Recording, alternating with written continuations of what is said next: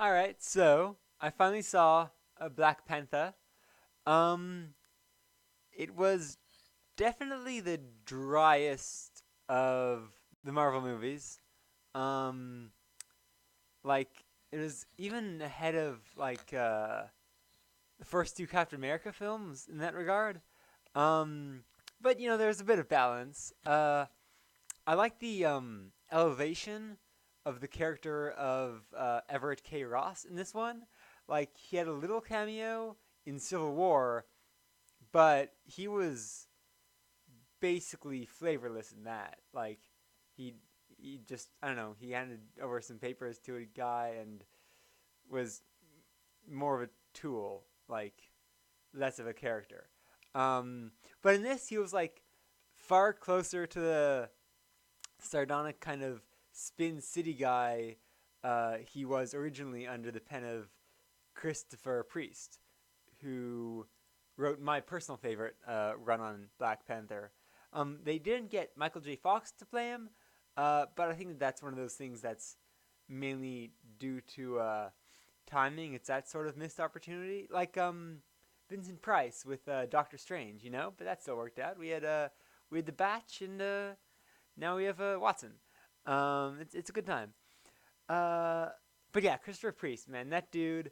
The other thing that reminded me of his take on Black Panther was that chase scene on nighttime streets with women warriors on top of cars. That's some classic Christopher Priest stuff.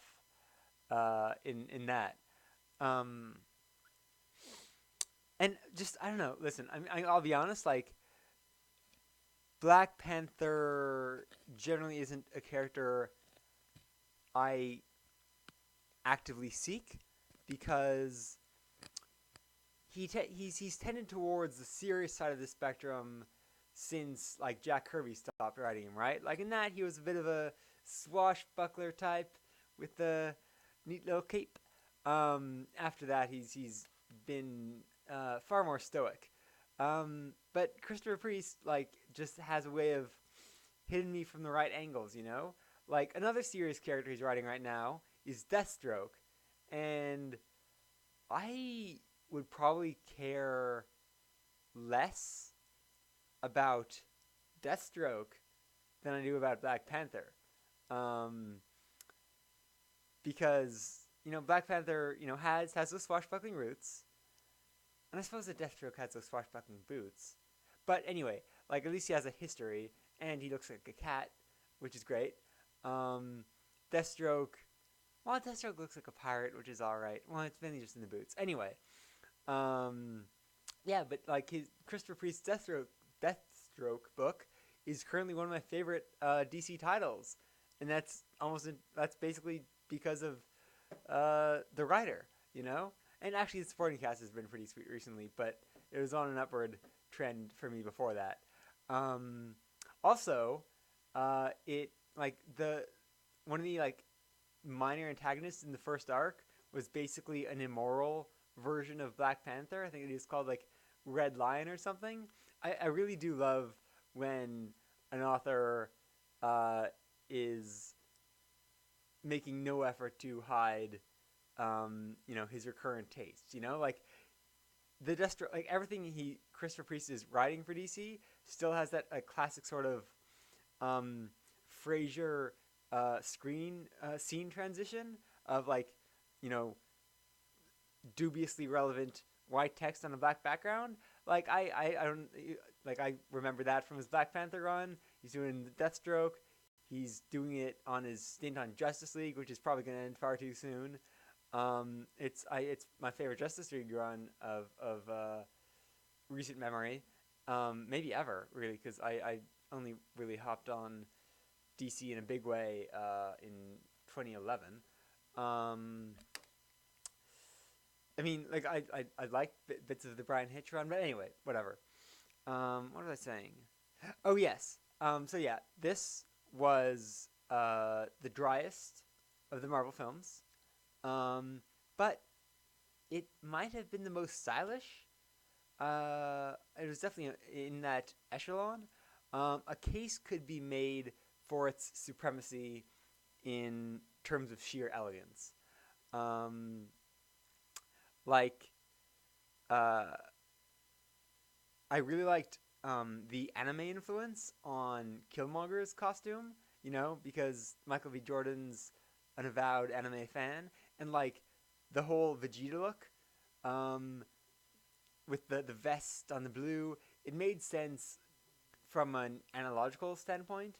Um, but the best outfit of the entire movie was his ultimate form, the one he's like a shinier golden Black Panther, so those are two of my favorite things, like feline styling and shininess. That's a big win right there.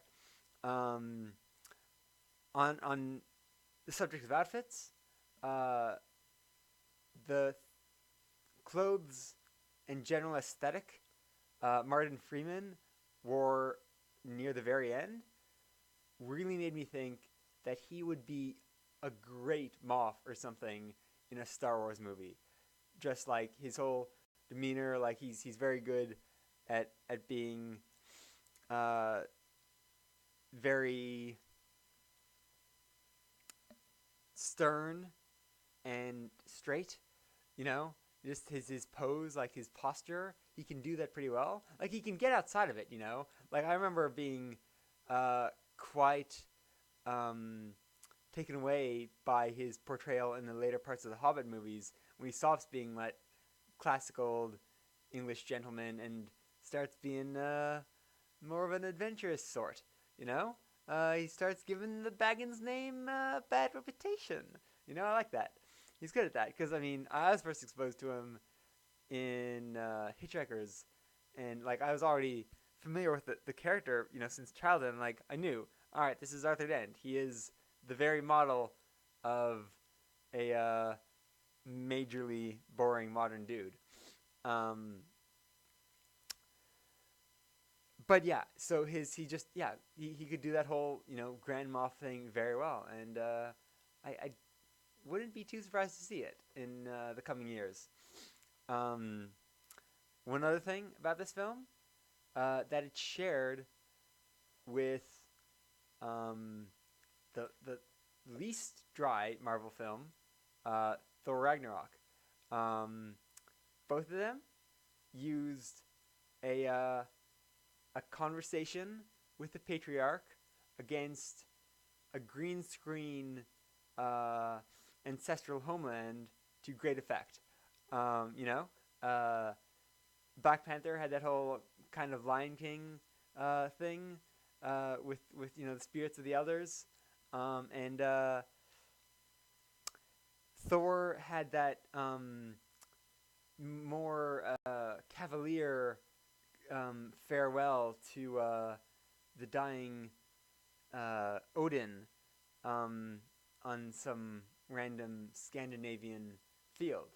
I think I'd probably prefer that one.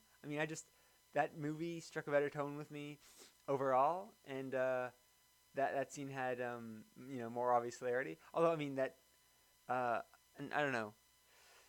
Yeah, no, I do know. That's my take on it. But it's never a bad time, and I think that the world could do with more shiny golden jaguars.